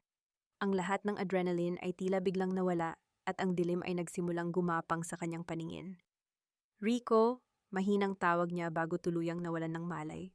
Dinaluhong siya ni Rico, ngunit sa pagkakataong ito, hindi lang ang pagkahimatay ni Mercy ang kailangang ipag-alala. Mula sa madilim na sulok ng parking lot, isang sasakyan ang mabilis na humaharurot patungo sa kanilang kinaroroonan. Ang mga ilaw nito ay nakakasilaw at ang makina ay umuungol ng may galit. "Mercy, gising, Mercy." Ang huling narinig ni Mercy ay ang desperadong sigaw ni Rico bago tuluyang nilamon ng dilim ang kanyang malay. Ngunit ang kadilimang iyon ay binasag ng isang nakakasilaw na liwanag mula sa dalawang bilog na ilaw ng isang sasakyang mabilis na sumusugod sa kanila. Ang ugong ng makina ay tila isang nagngangalit na hayop na naghahanap ng mapapatay sa gitna ng hating gabi. Sa isang iglap, naramdaman ni Rico ang panganib. Hindi siya nag-atubili. Binuhat niya ang walang malay na katawan ni Mercy at mabilis na tumalon patungo sa gilid sa likod ng isang makapal na haliging semento. Ang malakas na pagtama ng bakal sa pader, ang tunog ng nababasag na salamin, at ang pag-usok ng makina ay pumuno sa parking lot. 1 sentimetro na lang at baka naging dugo ang bangkay na sila sa semento. Mula sa nayuping sasakyan, lumabas si Mateo. Duguan ang kanyang noo, gulo-gulo ang suot na mamahaling polo, at ang kanyang mga mata ay punong-puno ng kabaliwan. "Wala na akong pera, wala na ang kumpanya ko. Kung hindi tayo magiging masaya, Mercy, mamatay na lang tayong lahat." Agad na dinaluhong ng mga pulis si Mateo bago pa man siya makalapit sa dalawa. Habang pinupusasan ng lalaki sa ikalawang pagkakataon, ang tanging maririnig ay ang kanyang hysterical na tawa na tila isang demonyong natalo sa sariling laro. Makalipas ang ilang oras sa loob ng isang pribadong silid sa ospital, unti-unting iminulat ni Mercy ang kanyang mga mata. Ang amoy ng antiseptic at ang mahinang tunog ng heart monitor ay nagpaalala sa kanya na buhay pa siya. Sa tabi ng kanyang kama nakaupo si Rico, ang kanyang ulo ay nakasubsob sa kanyang mga kamay, tila pasan ng buong mundo. "Rico," mahinang tawag ni Mercy. Mahinang, mabilis na nag-angat ng tingin ang lalaki. Ang kanyang mga mata ay mapula, bakas ang puyat at labis na pag-aalala. "Salamat sa Diyos, gising ka na. Sabi ng doktor, exhaustion lang daw at sobrang stress ang dahilan ng pagkahimatay mo. You need to rest, Mercy." Ngunit hindi makakalimutan ni Mercy ang huling nakita niya bago ang gulo sa presinto. Dahan-dahan niyang inabot ang kanyang bag sa gilid at inilabas ang lumang litrato na nakuha niya mula sa folder ni Rico. Ang litrato ng kanyang ina at ng isang batang lalaki. Ang litratong ito, "Bakit nasa iyo ito, Rico? Sino ang batang ito?" Tanong ni Mercy, ang kanyang boses ay nanginginig sa pagitan ng pag-asa at takot. Huminga ng malalim si Rico. Tumayo siya at lumakad patungo sa bintana, pinagmamasdan ang mga ilaw ng lungsod na tila mga alaala ng nakaraan. "Ang batang iyan, ako yan, Mercy, at ang babaeng kasama ko ay ang iyong ina." Nanlaklaki ang mga mata ni Mercy. "Anong ibig mong sabihin? Hindi kita maalala sa pagkabata ko." dahil hindi tayo lumaki ng magkasama. Lumingon si Rico, ang kanyang mukha ay puno ng pait. Ang tatay ko at ang nanay mo, sila ang orihinal na magkasosyo sa isang maliit na kumpanya bago pa man dumating ang mga Santos. Sila ay nagmamahalan. Pero ginamit ni Doña Consuela ang kanyang yaman para sirain ang reputasyon ng tatay ko at agawin ang kumpanya nila. Ang nanay mo ay napilitang lumayo para protektahan ka habang ang tatay ko ay naiwang mag-isa sa kulungan. Lumapit si Rico sa kama at hinawakan ang kamay ni Mercy. Ang kanyang hawak ay mahigpit, tila takot na biglang maglaho ang babae. Noong mamatay ang tatay ko, ang huling habilin niya ay hanapin kita. Hinanap kita sa loob ng maraming taon, Mercy. Pero nang mahanap kita, huli na ang lahat. Kasal ka na kay Mateo Santos. Pinanood kita mula sa malayo. Nakita ko kung paano kanila unti-unting pinapatay sa loob ng 6 na taon. Ang bawat salita ni Rico ay tila isang malakas na sampal sa katotohanan. Kaya ang pagtulong mo sa akin, lahat ng ito ay dahil sa utang na loob sa nakaraan. Tanong ni Mercy, ang kanyang puso ay tila nadurog sa ideya na ang lahat ng atensyong natanggap niya ay bahagi lamang ng isang misyon. Noong una, oo, pag-amin ni Rico, ang kanyang boses ay gumaralgal. Pero habang nakakasama kita, habang nakikita ko ang tatag ng loob mo sa kabila ng lahat ng sakit. Mercy, hindi na ito tungkol sa nakaraan. Mahal kita. Hindi dahil sa anak ka ng babaeng minahal ng tatay ko, kundi dahil ikaw si Mercedes, ang babaeng nagturo sa akin na ang hustisya ay mas masarap lasapin kung may kasamang pagbabago. Tila tumigil ang mundo ni Mercy. Ang lahat ng pagdududa niya ay biglang natunaw, ngunit isang malaking katanungan ang naiwan. Kung si Rico ay narito para sa kanya, paano ang kanyang sariling plano? Paano ang kalayaang matagal na niyang hinahangad kung muli siyang mapatali sa isang lalaking may sariling agenda? May isa pa akong hindi sinasabi sa iyo. Dugtong ni Rico, ang kanyang boses ay biglang lumalim. Si Mateo, hindi lang siya ang nagmaneho ng sasakyang iyon kanina. May kasama siyang dokumento sa loob ng kotse. Isang dokumento na magpapatunay na ang pagkamatay ng nanay mo 6 na taon na ang nakalilipas ay hindi isang aksidente. Napahawak si Mercy sa kanyang dibdib. Ang bawat hininga niya ay tila naging isang tinik. Ang katotohanang akala niya ay tapos na, ay nagsisimula pa lamang palang magbukas ng isang mas madilim na sikreto. Hindi aksidente ang pagkamatay ni nanay. Anong ibig mong sabihin, Rico? 6 na taon ko nang dala ang sakit na iyon. 6 na taon ko nang tinanggap na kinuha siya sa akin ng tadhana. Ang boses ni Mercy ay bumasag sa katahimikan ng silid sa ospital, isang sigaw na puno ng bawat hibla ng kanyang pagdurusa. Ang puting kumot na nakatakip sa kanyang mga binti ay mahigpit niyang nilamukot, tila ba doon niya ibinubuhos ang lahat ng bigat na biglang dumagan sa kanyang dibdib. Ang ospital na dapat ay lugar ng paggaling ay biglang naging saksi sa muling pagkadurog ng kanyang mundo. Ang tunog ng dahan-dahang pag-ikot ng bentilador sa kisame ay tila isang nakakabinging paalala ng oras na ninakaw sa kanya. Dahan-dahang inilabas ni Rico ang isang lukot at may bahid ng tuyong dugo na dokumento mula sa kanyang bulsa. Nakuha ito ng mga pulis sa dashboard ng kotse ni Mateo pagkatapos ng bangga. Isang mechanical na report mula sa isang talyer na pag-aari ng mga Santos. Nakasaad dito na ang preno ng sasakyan ng nanay mo ay sadyang niluwagan 3 oras bago mangyari ang aksidente. Nanlamig ang buong pagkatao ni Mercy. Ang bawat kataga sa report ay tila isang lason na dahan-dahang pumapasok sa kanyang mga ugat. Naalala niya ang gabing iyon, ang huling yakap ng kanyang ina, ang pangako nitong babalik agad, at ang tawag mula sa pulisya na nagpabago sa kanyang buhay. Sa loob ng 6 na taon, nakatira siya sa iisang bubong kasama ang pamilyang pumatay sa kanyang ina. Nakipaghalubilo siya, nagluto, at nagsilbi sa babaeng nag-utos na putulin ang buhay ng pinakamahalagang tao sa kanya. Si Doña Consuela! Bulong ni Mercy, ang kanyang mga mata ay nanlalabo na dahil sa luhang hindi na mapigilan. Siya ang nag-utos nito, hindi ba? Dahil natuklasan ni nanay ang mga nakatagong utang nila noon pa man, tumango si Rico, ang kanyang sariling mga mata ay puno ng pait. Natuklasan ng nanay mo ang balak nilang pangangamkam sa kumpanya ng tatay ko. Balak niyang magsumbong sa awtoridad, kaya kailangan nilang patahimikin siya. At si Mateo, alam niya ang lahat, Mercy. Alam niya ang katotohanan, pero pinili niyang pakasalan ka para masigurong hindi ka magtatanong para manatili ka sa ilalim ng kanilang control. Isang mapait na tawa ang kumawala sa mga labi ni Mercy, isang tawa na puno ng puot at matinding panunuyo. Ang sakit ay hindi na sapat na salita. Pakiramdam niya ay nilalamon siya ng isang higanteng alon ng kawalan. Ang bawat halik ni Teo ang bawat pangako ng pagmamahal, ay isa palang masusing hinabing kasinungalingan para takpan ang amoy ng dugo. Ginamit nila ako, sabi ni Mercy. Ang boses niya ay naging kasing talim ng labaha. Ginawa nila akong alipin sa bahay ng pumatay sa nanay ko, at ako naman naging tanga, naging bulag. Lumapit si Rico at dahan-dahang hinawakan ang kanyang mga kamay. Sa unang pagkakataon, hindi siya umurong. Hinayaan niyang maramdaman ang init ng palad ng lalaki. Hindi mo kasalanan ang magtiwala, Mercy. Ang may kasalanan ay ang mga taong bumasag sa tiwalang iyon. Pero nandito ako. Hindi na tayo magtatago. Ang bawat piraso ng ebidensyang ito ay sapat na para mabulok si Consuela at Mateo sa kulungan habang buhay. Sa gitna ng tensyon, isang maliit na detalye ang nagpahinto kay Mercy. Nakita niya ang isang maliit na peklat sa braso ni Rico, isang bakas ng sugat na tila nakuha rin sa isang aksidente. Rico, ikaw? Noong gabi ng aksidente ni nanay, nandoon ka ba? Napayuko si Rico, isang mabigat na buntong hininga ang kumawala sa kanya. Sinubukan kong pigilan siya, Mercy.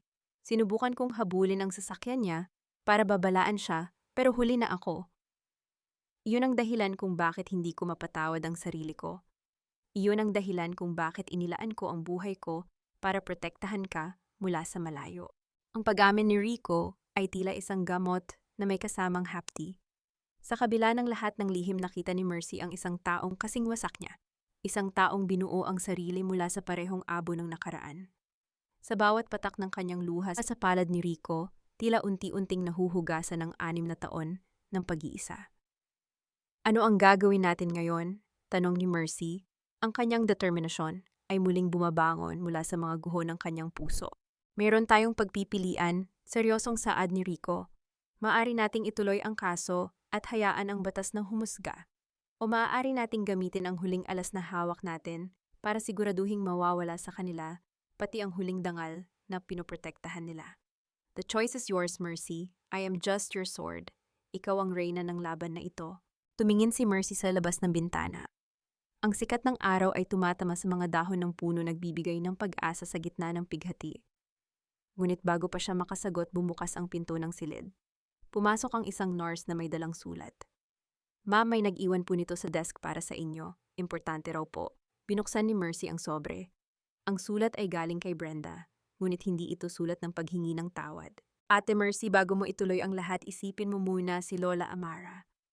Hawak siya ni Tita Consuela ngayon sa isang lihim na lugar.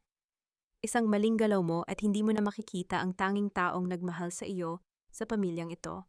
Mag-usap tayo sa lumang warehouse sa Pier 4 tonight. Mag-isa ka lang. Nanlamig ang kamay ni Mercy.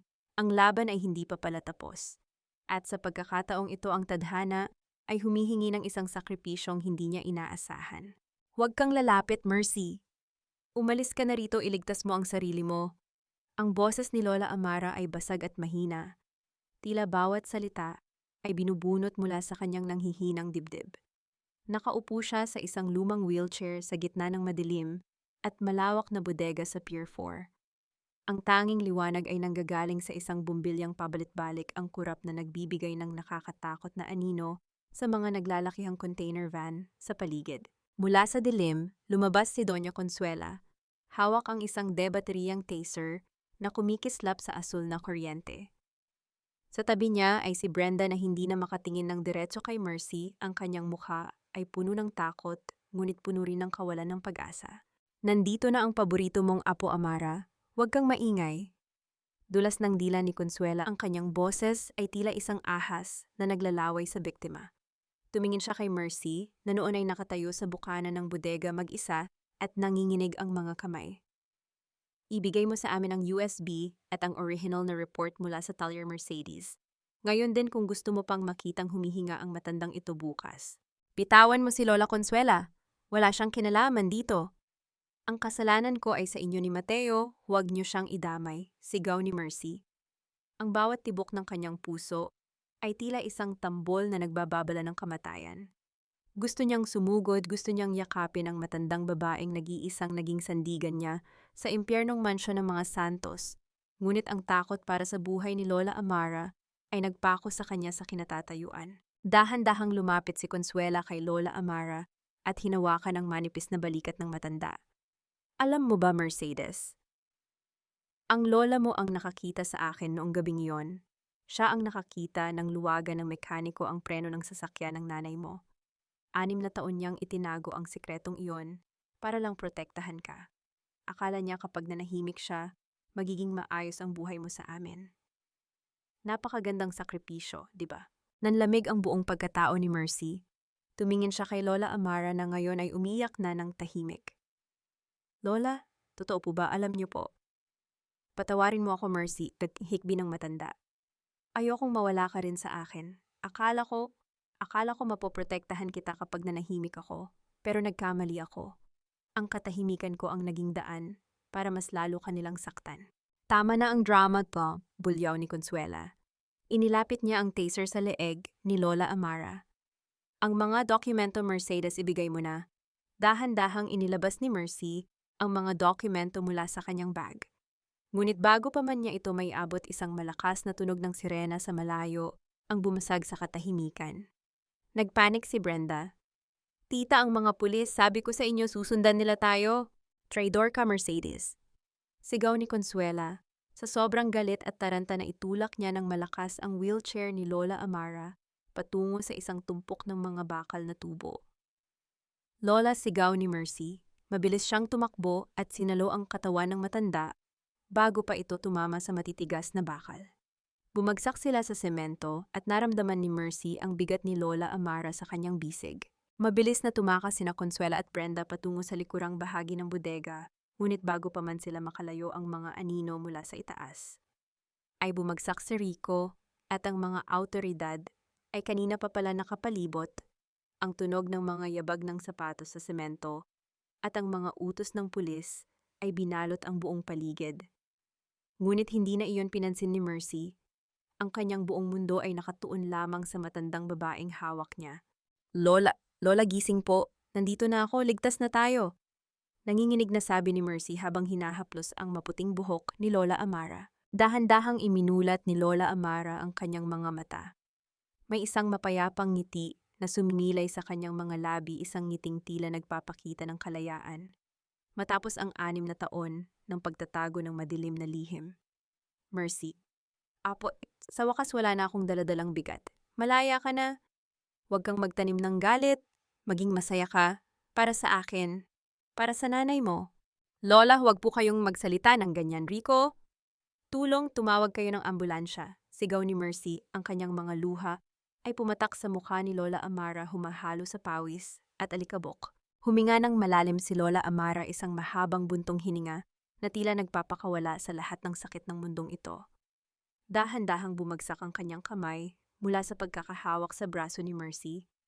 Ang kanyang mga mata ay nanatiling nakatingin sa langit, tila nakikita na ang liwanag na matagal na niyang hinahanap. Lola Amara. Ang palahaw ni Mercy ay umalingaw-ngaw sa buong bodega, isang tunog ng pagkawasak na tila mas masakit pa kaysa sa lahat ng sampal at pang-aabuso na natanggap niya.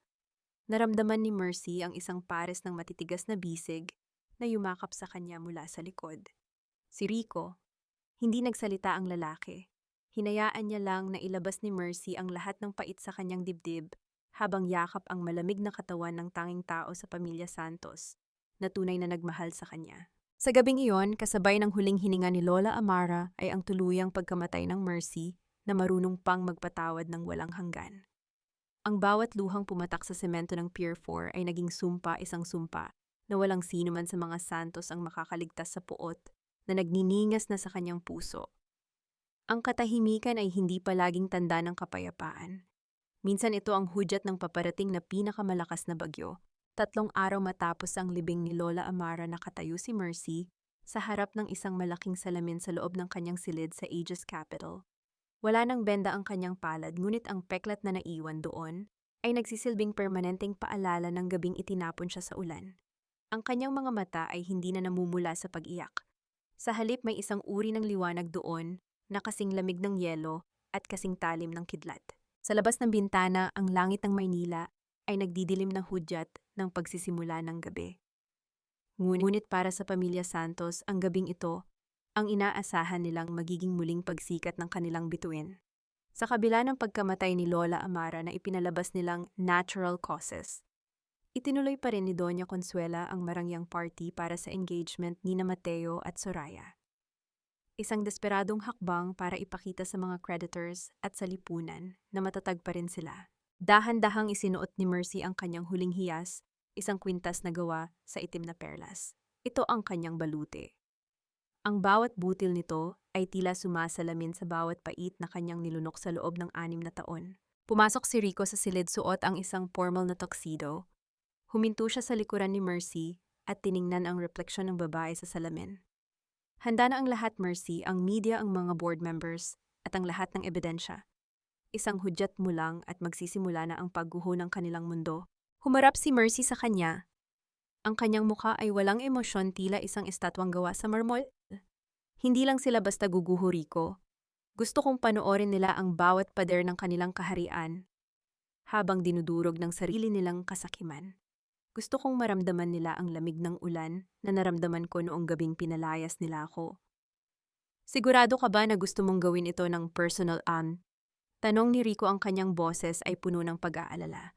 Maari ko namang ipadala ang mga abogado. Hindi, mariing sagot ni Mercy. Kailangan nilang makita ang mukha ng babaeng minaliit nila. Kailangan nilang malaman na ang inutil na asawa ni Mateo ang siyang kukuha ng lahat, pati ang huling hininga ng kanilang dangal.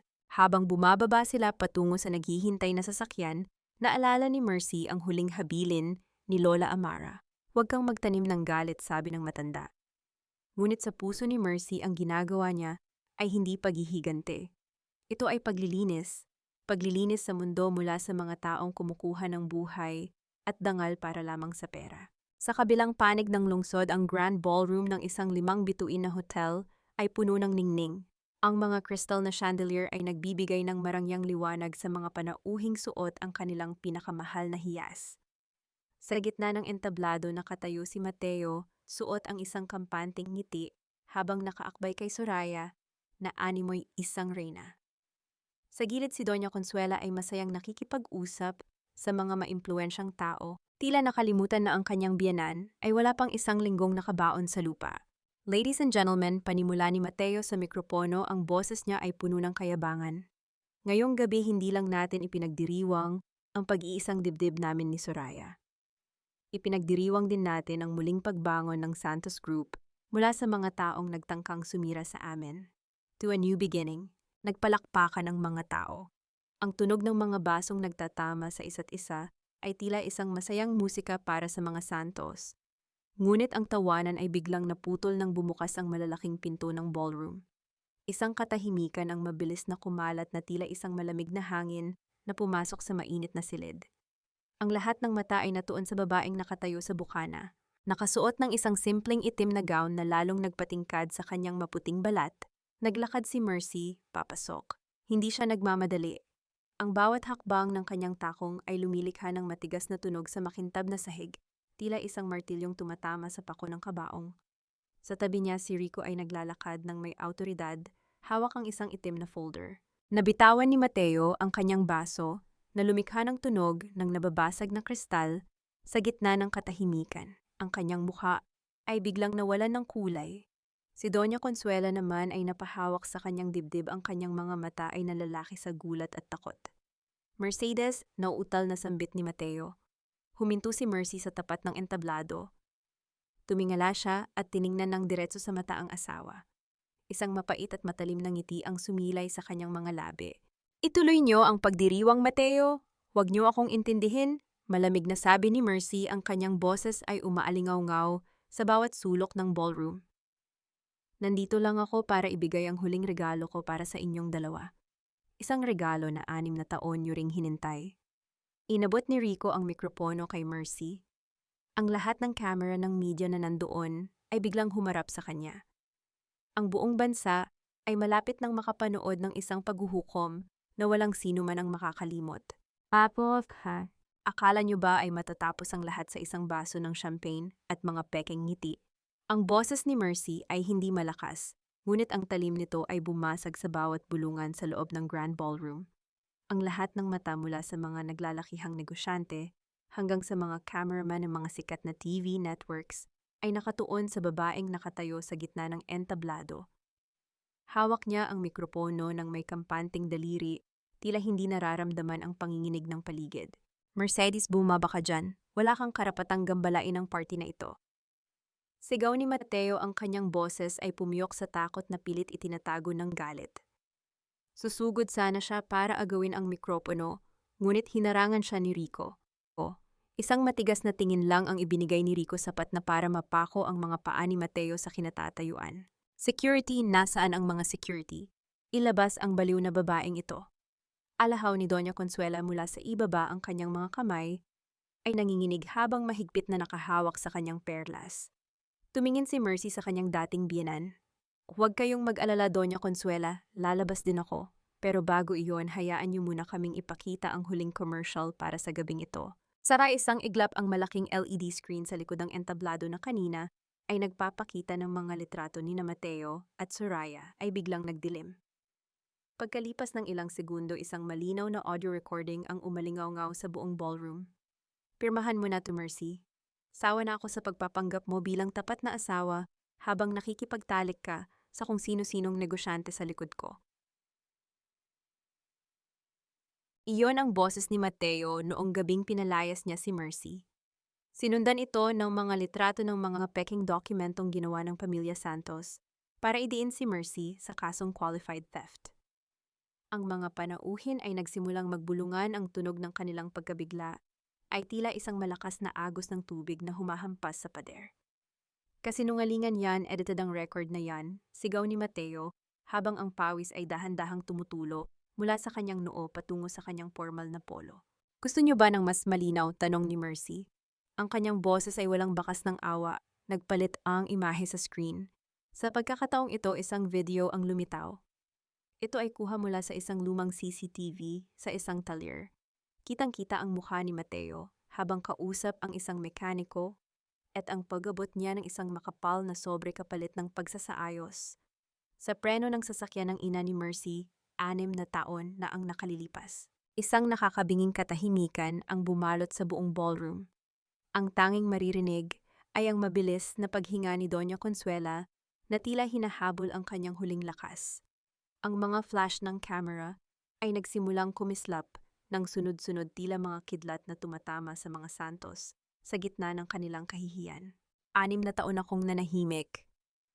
Panimula ni Mercy, ang kanyang mga mata ay nagsisimula ng mangilid ang luha, hindi dahil sa sakit, kundi dahil sa wakas ay nailabas na ang katotohanan. 6 na taon akong nagsilbi sa pamilyang pumatay sa nanay ko. Tinawag niyo akong inutil, tinawag niyo akong basahan. Pero sa gabing ito, ang basahang sinasabi niyo ang siyang maglilinis sa dumi ng pangalan niyo. Lumakad si Mercy palapit kay Mateo. Ang bawat hakbang niya ay puno ng dignidad. Mateo, hindi mo ninakaw ang kumpanya ko. Ang totoo, kailanman ay hindi naging sayo ang Aegis Capital. Ibinigay ko lang ang laro sayo para makita ko kung gaano kakabilis mahulog sa sarili mong bitag. You monster, sigaw ni Soraya na noon ay napaupo na sa sahig dahil sa takot na madamay sa gulo. Tumingin si Mercy sa media. Ang pamilya Santos ay hindi lang bangkarote sa pera, bangkarote sila sa dangal. At sa mga oras na ito, habang pinapanood nyo ang palabas na ito, ang mga autoridad ay kasalukuyan nang kinukumpiska ang lahat ng assets ng pamilyang ito, kabilang ang mansyong tinitirhan nyo. Eksaktong pagkatapos ng kanyang huling salita, ang malalaking pinto ng ballroom ay muling bumukas. Sa pagkakataong ito, hindi mga panauhin ang pumasok kundi mga pulis na may hawak na warrant of arrest. Ang tunog ng mga sapatos na naglalakad ng mabilis sa sahig ay tila hudyat ng katapusan.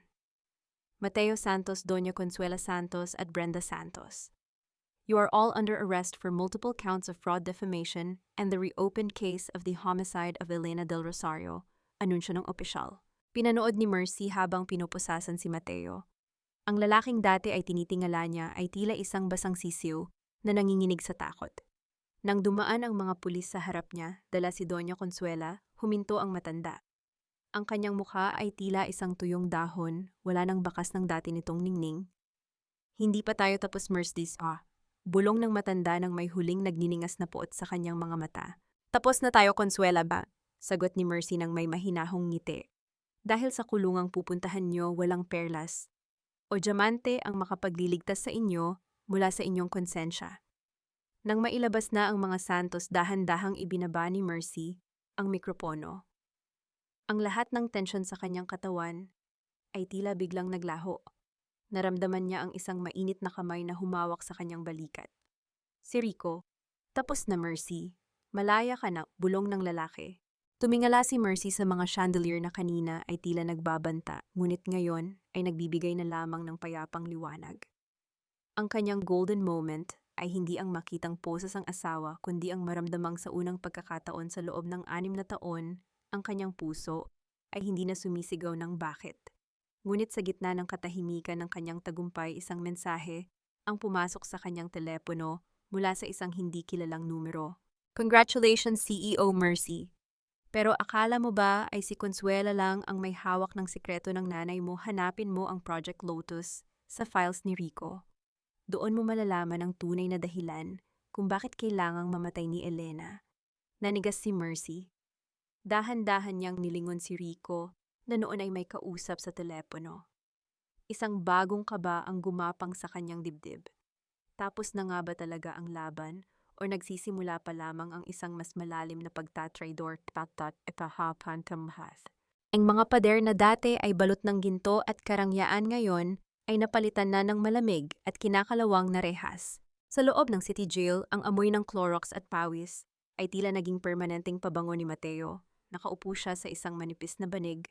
Ang kanyang suot na kulay orange na uniforme ay maluwag na sa kanyang nangangayayat na katawan. Wala na ang kintab ng kanyang buhok. Wala na ang kayabangan sa kanyang mga mata. Sa bawat tunog ng pagsasara ng bakal na pinto sa pasilyo, tila lalong nadudurog ang kanyang pagkatao. Idiwait ba, Ari? Hindi ako pwedeng mabulok dito.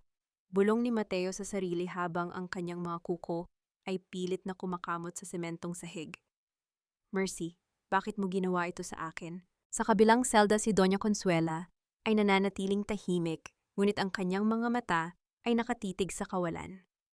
Ang kanyang mga kamay na dati ay puno ng mamahaling singsing, ngayon ay nanginginig na lamang habang hinahawakan ng isang baso ng plastik na may lamang tubig.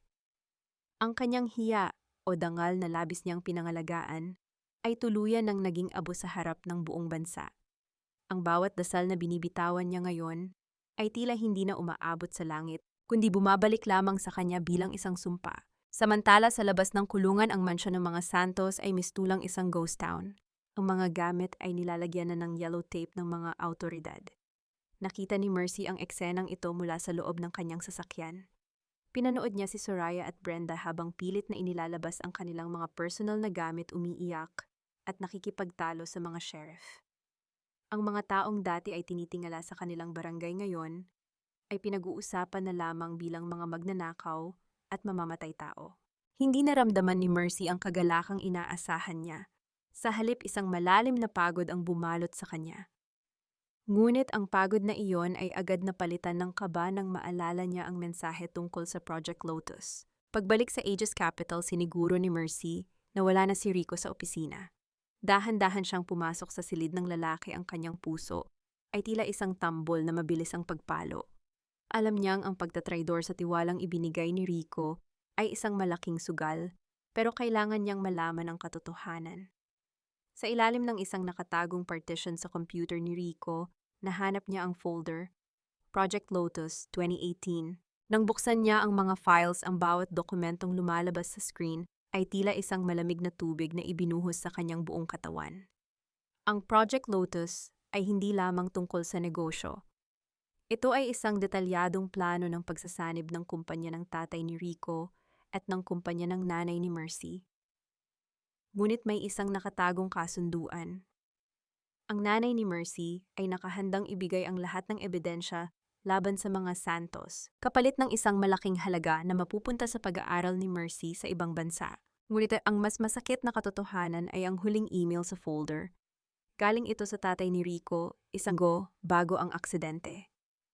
Kung hindi natin sila mapapatigil sa legal na paraan, kailangang may magsakripisyo. Elena, alam mo ang kailangang gawin para sa kinabukasan ng mga anak natin. Nanlamig ang mga kamay ni Mercy. Ibig bang sabihin ay alam ng tatay ni Rico na may mangyayaring masama? O mas malala ang pagsasakripisyo ba na binabanggit ay ang buhay mismo ng kanyang ina para makuha ang insurance at ang ebidensyang wawasak sa mga Santos? Anong ginagawa mo rito, Mercy? Ang boses ni Rico ay galing sa pintuan mababa at puno ng isang uri ng lungkot na hindi pa naririnig ni Mercy kailanman. Napatayo si Mercy, ang kanyang mga mata ay puno ng pagdududa at sakit. Ano ang Project Lotus, Rico? Bakit kailangang magsakripisyo ni nanay? Ginamit niyo ba siya? Ginamit ba ng tatay mo ang nanay ko para lang sa paghihiganti niyo? Ang boses ni Mercy ay nanginginig, bawat salita ay tila isang hiling na sana ay mali ang kanyang iniisip. Lumapit si Rico, ang kanyang mga hakbang ay mabagal, tila bawat tapak sa carpet ay nagbibigay ng bigat sa atmosphere.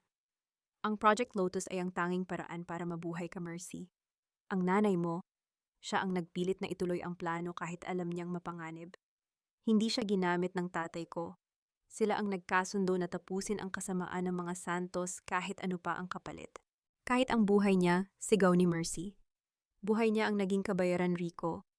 At ikaw, 6 na taon kang nanahimik habang alam mo ang lahat ng ito. Nanahimik ako para protektahan ka. Sagot ni Rico, ang kanyang mga mata ay nagsisimula na ring mangilid ang luha. Dahil kung nalaman mo ang totoo noong una pa lang, baka ikaw ang unang napatay ng mga Santos. Mercy, ang pagmamahal ng nanay mo sa iyo ang nagligtas sa iyo. Huwag mong hayaang ang katotohanan ito ang sumira sa lahat ng naipanalo natin. Huminga ng malalim si Mercy, ang kanyang dibdib ay tila sasabog sa sobrang bigat. Ang tagumpay na nakamit niya laban sa mga Santos ay tila naging mapait na gamot. Ang taong pinagkatiwalaan niya ng husto ay mayroon pa palang mga bahid ng lihim na hindi niya kayang tanggapin ng buo. Kailangan ko ng panahon, Rico. Huwag mo muna akong susundan, malamig na sabi ni Mercy. Kinuha niya ang kanyang bag at mabilis na lumabas ng opisina. Habang naglalakad siya sa pasilyo, ang bawat ilaw na nadadaanan niya ay tila kumukurap, sumasalamin sa kanyang naguguluhang isipan. Sa labas, ang ulan ay nagsisimula na namang pumatak, hindi na ang bagyong sumira sa kanya, kundi isang mahinang ambon na tila nakikiramay sa kanyang pag-iisa. Nang makasakay siya sa kanyang sasakyan, tumunog ang kanyang telepono. Isang video call mula sa isang hindi kilalang numero. Pag-angat niya, ang bumungad sa kanya ay ang mukha ni Mateo mula sa loob ng kulungan gamit ang isang smuggled na telepono. Mercy, kung akala mo ay ikaw ang panalo, nagkakamali ka. Tanungin mo si Rico tungkol sa preno ng sasakyan ng nanay mo. Hindi ang mekaniko ko ang huling humawak doon. Isang tao na malapit sa iyo. Isang tao na ang pangalan ay nagsisimula sa letrang R. Nanigas si Mercy sa kanyang upuan. Ang bawat patak ng ulan sa bintana ng sasakyan ay tila naging malalakas na hampas sa kanyang pandinig. Ang katotohanan ay tila isang walang katapusang maze, at sa bawat kanto ay may bagong halimaw na naghihintay. Ang tiwala ay parang isang marupok na kristal.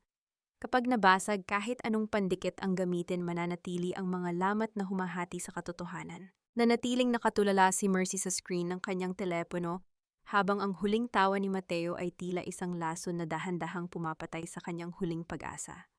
Ang ulan sa labas ng sasakyan ay lalong lumakas, ang bawat patak sa bubong ay tila mga martilyong tumatama sa kanyang sentido. Ang R na binabanggit ni Mateo ay tila isang malaking krus na biglang dumagan sa kanyang balikat. Si Rico. Ang lalaking naging tanging sandigan niya sa gitna ng unos. Ang lalaking humawak sa kanyang sugatang palad ng may pag-iingat. Siya rin ba ang huling humawak sa sasakyang naging kabaong ng kanyang ina? Dahan-dahang pinihit ni Mercy ang manibela. Hindi siya tumakas. Bumalik siya sa gusali ng Aegis Capital. Sa bawat baitang ng hagdan na kanyang tinatahak, ang kanyang puso ay tila isang mabigat na bato na dahan-dahang lumulubog sa putikan. Pagdating niya sa opisina ni Rico, nakita niya ang lalaki na nakatayo pa rin sa tapat ng bintana, tila hinihintay ang kanyang pagbabalik. Sino ang huling humawak sa sasakyan ni nanay bago siya lumabas ng garahe 6 na taon na ang nakalilipas? Ang boses ni Mercy ay gumaralgal, puno ng puot at matinding panunuyo. Lumingon si Rico. Ang kanyang mukha ay maputla at ang kanyang mga mata ay nagsusumamo. Mercy, makinig ka sa akin. Alam kong tinawagan ka ni Mateo. Alam kong gagawin niya ang lahat para sirain tayo. Sagutin mo ang tanong ko, Rico. Ikaw ba ang R sa report ng mekaniko? Sigaw ni Mercy, ang bawat salita ay tila isang saksak sa sarili niyang dibdib. Isang mahabang katahimikan ang namayani. Ang tanging tunog ay ang mahinang ugong ng aircon at ang malakas na pintig ng puso ni Mercy. "Oh," mahinang sagot ni Rico. Lumapit siya ng isang hakbang ngunit agad na umatras si Mercy. "Nandoon ako, Mercy. Pero hindi para luwagan ang preno. Nandoon ako dahil nalaman ko ang plano ni Mateo. Sinubukan kong ayusin ang sasakyan. Sinubukan kong pigilan ang nanay mo. Pero huli na ang lahat. Nakita ko siyang umalis habang hawak ko pa ang mga kagamitan. Iyon ang dahilan kung bakit nasa akin ang litrato nyo. Iyon ang dahilan kung bakit binuo ko ang Project Lotus. Hindi para sa paghihiganti, kundi para itama ang pagkakamaling hindi ko napigilan." "Bakit hindi mo sinabi sa akin?" Hikbi ni Mercy, ang kanyang buong katawan ay nanginginig na sa pagod at sakit. 6 na taon tayong magkasama sa laban na ito, pero hinayaan mo akong maglakad sa dilim dahil natatakot ako. Sigaw ni Rico, ang mga luha ay tuluyan ng umagos sa kanyang pisngi. "Natatakot ako na kapag nalaman mo ang totoo, makikita mo lang sa akin ang gabing nawala ang nanay mo. Hindi ko kayang mawala ka, Mercy. Mas pipiliin ko pang kamuhian mo ako dahil sa aking mga lihim, kaysa mawala ka dahil sa katotohanang hindi ko naman ginusto." Dahan-dahang kinuha ni Rico ang isang lumang record mula sa kanyang drawer. Isang sulat at kamay na pag-amin mula sa mekaniko bago ito pumanaw. Nakasaad doon na ang R ay sinubukang ayusin ang sasakyan, ngunit ang sabotage ay ginawa mismo ni Mateo isang gabi bago ang insidente. Napaupo si Mercy sa sahig. Ang lahat ng bigat, ang lahat ng galit at ang lahat ng pagdududa ay tila biglang sumabog sa isang malakas na iyak. Hindi ito iyak ng pagkatalo, kundi iyak ng isang pusong sa wakas ay nakahanap ng tunay na katotohanan sa gitna ng mga kasinungalingan. Lumapit si Rico at lumuhod sa harap niya. Hindi siya nagsalita. Hinayaan niya lang na isandal ni Mercy ang kanyang noo sa kanyang balikat. Ang init ng katawan ni Rico ay tila isang kumot na dahan-dahang nagpapalayas sa lamig ng nakaraan. Tapos na Mercy bulong ni Rico habang hinahaplos ang buhok ng babae. "Wala na ang mga santos, wala na ang mga lihim, ang natitira na lang ay tayo, at ang bukas na ikaw ang pipili." Makalipas ang ilang linggo, nakatayo si Mercy sa harap ng puntod ng kanyang ina at ni Lola Amara. Ang sikat ng araw ay maliwanag, at ang simoy ng hangin ay amoy sariwang bulaklak. Wala na ang itim na gown, wala na ang maskara ng isang malamig na CEO. Suot niya ang isang simpleng puting damit, tila isang simbolo ng kanyang bagong simula. Ang Santos Group ay tuluyan ng nabura. Ang mansion ay ginawa ng isang foundation para sa mga biktima ng domestic abuse na ipinangalan sa kanyang ina. Si Mateo at Doña Consuela ay nahatulan ng habambuhay, na pagkabilanggo, at sa loob ng selda ang tanging kasama nila ay ang anino ng kanilang sariling kasamaan. Ramdam ni Mercy ang isang pamilyar na presensya sa kanyang likuran. Hindi na niya kailangang lumingon para malaman kung sino ito. Hinawakan ni Rico ang kanyang kamay, ang palad na dati ay duguang at puno ng bubog ngayon ay malinis na at hawak ang pangako ng isang bukas na malaya. "Handa ka na ba?" tanong ni Rico. Tumingin si Mercy sa langit kung saan ang mga ulap ay dahan-dahang naghihiwalay para bigyang daan ang sikat ng araw. Isang tunay at payapang ngiti ang sumilay sa kanyang mga labi. "Handa na ako, Rico. Hindi para maghiganti kundi para mabuhay, para sa kanila, at para sa sarili ko."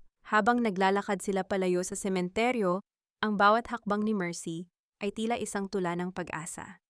Ang sugat ng nakaraan ay mananatiling peklat, ngunit ang peklat na iyon ay hindi na tanda ng sakit, kundi tanda ng isang babaeng nagawang maglakad sa gitna ng apoy at lumabas na mas makinang pa sa anumang diamante.